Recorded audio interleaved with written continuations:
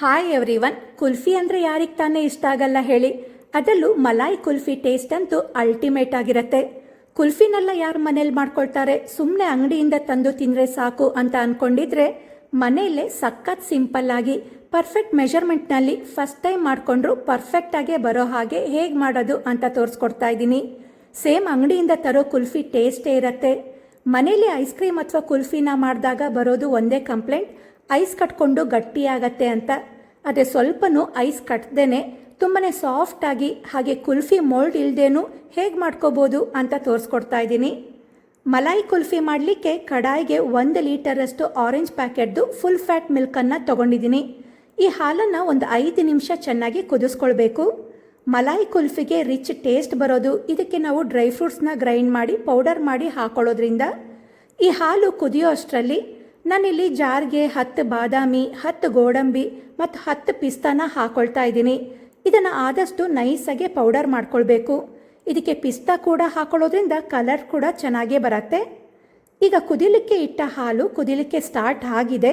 ಹೀಗೆ ಈ ಹಾಲನ್ನು ಒಂದು 5 ನಿಮಿಷ ಚೆನ್ನಾಗಿ ಕುದಿಸ್ಕೊಳ್ಳಿ. ಹಾಗಂತ ಹಾಲನ್ನು ತುಂಬ ಹೊತ್ತು ಕುದಿಸಿ ಬತ್ತಿಸ್ಕೊಳ್ಬೇಕು ಅಂತ ಏನಿಲ್ಲ. ಹಾಲನ್ನು ಈ ರೀತಿ ಚೆನ್ನಾಗಿ ಕುದಿಸ್ಕೊಂಡ್ರೆ ಸಾಕು. ಇವಾಗ ಇದಕ್ಕೆ ನಾವು ಗ್ರೈಂಡ್ ಮಾಡಿಕೊಂಡ ಡ್ರೈ ಫ್ರೂಟ್ ಪೌಡರ್ನಲ್ಲಿ ಅರ್ಧದಷ್ಟು ಸೇರಿಸ್ಕೊಳ್ತೀನಿ, ಇನ್ನರ್ಧದಷ್ಟು ಕೊನೆಯಲ್ಲಿ ಸೇರಿಸ್ಕೊಳ್ಬೇಕು. ಹಾಗೆ ಒಂದು ಅರ್ಧ ಟೀ ಸ್ಪೂನ್ ಏಲಕ್ಕಿ ಪುಡಿ ಹಾಕಿ ಒಂದು 2 ನಿಮಿಷ ಇದನ್ನು ಕುದಿಸ್ಕೊಳ್ಳಿ.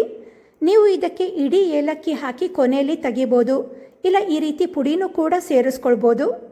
ಈ ಹಾಲು ಇನ್ನೂ ಸ್ವಲ್ಪ ಗಟ್ಟಿ ಆಗಲಿಕ್ಕೆ ನಾನಿಲ್ಲಿ ಅರ್ಧ ಕಪ್ ಹಾಲಿಗೆ 4 ಟೇಬಲ್ ಸ್ಪೂನ್ ಹಾಲಿನ ಪುಡಿ ಹಾಕಿದ್ದೀನಿ. ಹಾಲಿನ ಪುಡಿ ಹಾಕಿದ್ರೆ ಹಾಲು ಇನ್ನೂ ಮಂದ ಆಗತ್ತೆ. ಹಾಗೆ 2 ಟೇಬಲ್ ಸ್ಪೂನ್ ಕಾರ್ನ್ಫ್ಲೋರ್ ಹಾಕಿ ಸ್ವಲ್ಪನೂ ಗಂಟಿಲ್ದಾಗೆ ಚೆನ್ನಾಗಿ ಮಿಕ್ಸ್ ಮಾಡ್ಕೊಳ್ಬೇಕು. ಇದನ್ನು ಮಿಕ್ಸ್ ಮಾಡ್ಕೊಂಡ ನಂತರ ಇದನ್ನು ಕುದೀತಾ ಇರೋ ಹಾಲಿಗೆ ಹಾಕಿ ಚೆನ್ನಾಗಿ ಮಿಕ್ಸ್ ಮಾಡಿಕೊಂಡು ಕಂಟಿನ್ಯೂಸ್ ಆಗಿ ತಿರುಗಿಸ್ತಾ ಒಂದು 4ರಿಂದ 5 ನಿಮಿಷ ಚೆನ್ನಾಗಿ ಕುದಿಸ್ಕೊಳ್ಳಿ. ಇದಕ್ಕೆ ಕಾರ್ನ್ಫ್ಲೋರ್ ಹಾಕಿರೋದ್ರಿಂದ ಹಾಲು ಸ್ವಲ್ಪ ಗಟ್ಟಿ ಆಗ್ತಾ ಬರುತ್ತೆ.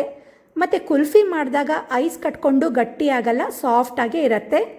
ಹಾಗೆ ಈ ಮಲಾಯಿ ಕುಲ್ಫಿ ಬೆಳ್ಳಗಿರೋದಿಲ್ಲ, ಸ್ವಲ್ಪ ಬ್ರೌನಿಷ್ ಕಲರ್ ಬರುತ್ತೆ. ಆ ಕಲರ್ ಬರೋದೇ ನಾವು ಸಕ್ಕರೆನ ಡೈರೆಕ್ಟಾಗಿ ಹಾಕ್ತೇನೆ ಸಕ್ಕರೆನ ಕ್ಯಾರಮಲೈಸ್ ಮಾಡಿ ಹಾಕೋದ್ರಿಂದ. ಈಗ ಈ ಹಾಲು ಚೆನ್ನಾಗಿ ಕುದ್ದಿದೆ, ಇದು ಫ್ಲೇಮ್ ಆಫ್ ಮಾಡ್ಕೊಳ್ಳೋಣ.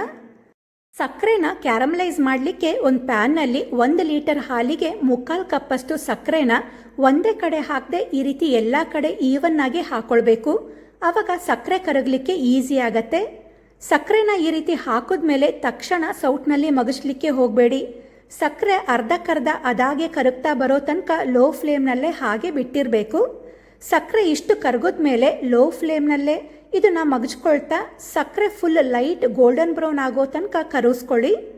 ಇದ್ರ ಕಲರ್ ಡಾರ್ಕ್ ಆಗಿ ಪಾಕ ಗಟ್ಟಿ ಆಗೋ ತನಕ ಕುದಿಸ್ಕೋಬಾರ್ದು. ಜಸ್ಟ್ ಈ ರೀತಿ ಲೈಟ್ ಗೋಲ್ಡನ್ ಬ್ರೌನ್ ಆಗಿ ಪಾಕ ತೆಳುವಾಗೇ ಇದ್ದಾಗಲೇ ಇದನ್ನು ತೆಗೆದು ಇದನ್ನು ಕುದಿಸ್ಕೊಂಡ ಹಾಲಿಗೆ ಸ್ವಲ್ಪನೇ ನಿಧಾನಕ್ಕೆ ಹಾಕೊಳ್ತಾ ಬನ್ನಿ. ತುಂಬ ಬಿಸಿ ಇದ್ದಾಗ ಪಾಕ ಸಿಡಿಯೋ ಚಾನ್ಸಸ್ ಇರುತ್ತೆ. ಅದರಿಂದ ನಿಧಾನಕ್ಕೆ ಹಾಕ್ಕೊಂಡು ಫ್ಲೇಮ್ ಆನ್ ಮಾಡಿ ಇದನ್ನು ಮಿಕ್ಸ್ ಮಾಡಿಕೊಂಡು ಕುದಿಸ್ಕೊಳ್ತಾ ಬರಬೇಕು. ಆವಾಗ ಪಾಕ ಸ್ವಲ್ಪ ಗಟ್ಟಿ ಇದ್ರೂ ಬಿಸಿ ಹಾಲಿಗೆ ಚೆನ್ನಾಗಿ ಕರಗ್ತಾ ಹಾಲಿನ ಜೊತೆ ಚೆನ್ನಾಗಿ ಮಿಕ್ಸ್ ಆಗತ್ತೆ. ಸಕ್ಕರೆನ ಕ್ಯಾರಮಲೈಸ್ ಮಾಡಿ ಹಾಕೊಳ್ಳೋದು ಕಷ್ಟ ಏನೂ ಇಲ್ಲ. ನಾನು ಹೇಳಿರೋ ವಿಧಾನನ ಫಾಲೋ ಮಾಡಿ ಈಸಿಯಾಗೆ ಮಾಡ್ಕೊಳ್ಬೋದು. ಈ ಮಲಾಯಿ ಕುಲ್ಫಿಗೆ ಮೇನ್ ಟೇಸ್ಟ್ ಬರೋದು ಈ ರೀತಿ ಸಕ್ಕರೆನ ಕ್ಯಾರಮಲೈಸ್ ಮಾಡಿ ಹಾಕೋದ್ರಿಂದ. ನಾವು ಕುದಿಸ್ಕೊಂಡ ಹಾಲು ಈ ರೀತಿ ನೀಟಾಗಿ ಡಿವೈಡ್ ಆಗೋ ಥರ ಇರಬೇಕು.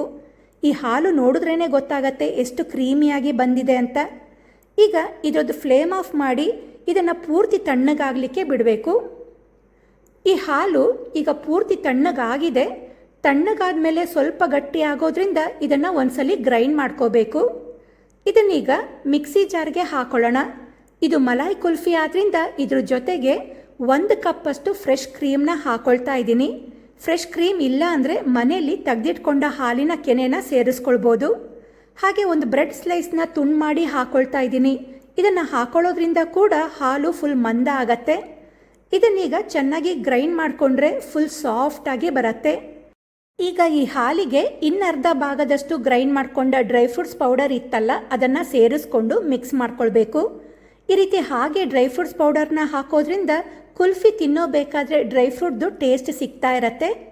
ಇದನ್ನು ಚೆನ್ನಾಗಿ ಮಿಕ್ಸ್ ಮಾಡ್ಕೊಂಡ್ಮೇಲೆ ನಿಮ್ಮ ಮನೇಲಿ ಈ ರೀತಿ ಕುಲ್ಫಿ ಮೋಲ್ಡ್ ಇದ್ದರೆ ಕುಲ್ಫಿ ಮೋಲ್ಡ್ಗೆ ಹಾಕ್ಕೊಳ್ಬೋದು. ಇಲ್ಲ ಪ್ಲಾಸ್ಟಿಕ್ ಬಾಕ್ಸ್ ಅಥವಾ ಸ್ಟೀಲ್ ಬಾಕ್ಸ್ಗೆ ಹಾಕೊಳ್ಬೋದು.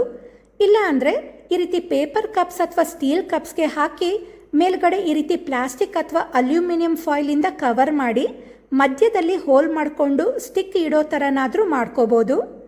ಈಗ ಈ ಕುಲ್ಫಿ ಚೆನ್ನಾಗಿ ಸೆಟ್ ಆಗಬೇಕು ಅಂದರೆ ಮಿನಿಮಮ್ ಒಂದು 12 ಗಂಟೆನಾದರೂ ಡೀಪ್ ಫ್ರೀಝರ್ನಲ್ಲಿ ಇಡಬೇಕಾಗತ್ತೆ.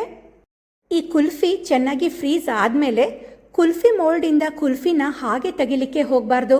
1 ನಿಮಿಷ ನೀರಿನಲ್ಲಿ ಇಟ್ಟರೆ ಕುಲ್ಫಿ ಮೋಲ್ಡಿಂದ ಕುಲ್ಫಿನ ಈಸಿಯಾಗಿ ತೆಗಿಲಿಕ್ಕೆ ಬರುತ್ತೆ. ನೋಡಿ ಕುಲ್ಫಿ ಎಷ್ಟು ಕ್ರೀಮಿಯಾಗಿ ಬಂದಿದೆ ಅಂತ. ಹಾಗೆ ಈ ಪೇಪರ್ ಕಪ್ಸಿಂದ ಕುಲ್ಫಿನ ತೆಗೆಯೋಬೇಕಾದ್ರೆ ಕೈಯಿಂದ ಕಪ್ಸ್ನ ಸ್ವಲ್ಪ ಬೆಚ್ಚಗೆ ಮಾಡಿದ್ರೆ ಅದು ಕೂಡ ಈಸಿಯಾಗಿ ಬರುತ್ತೆ.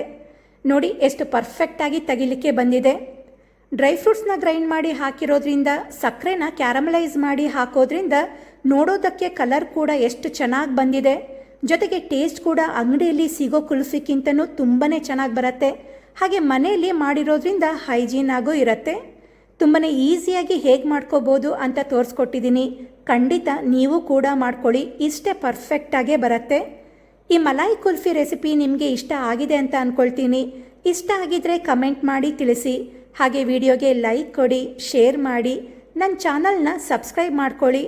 ಹಾಗೆ ನನ್ನ YouTube channel, Facebook page, Instagram ಅಕೌಂಟ್ನ ಫಾಲೋ ಮಾಡೋದನ್ನು ಮರಿಬೇಡಿ. Thank you.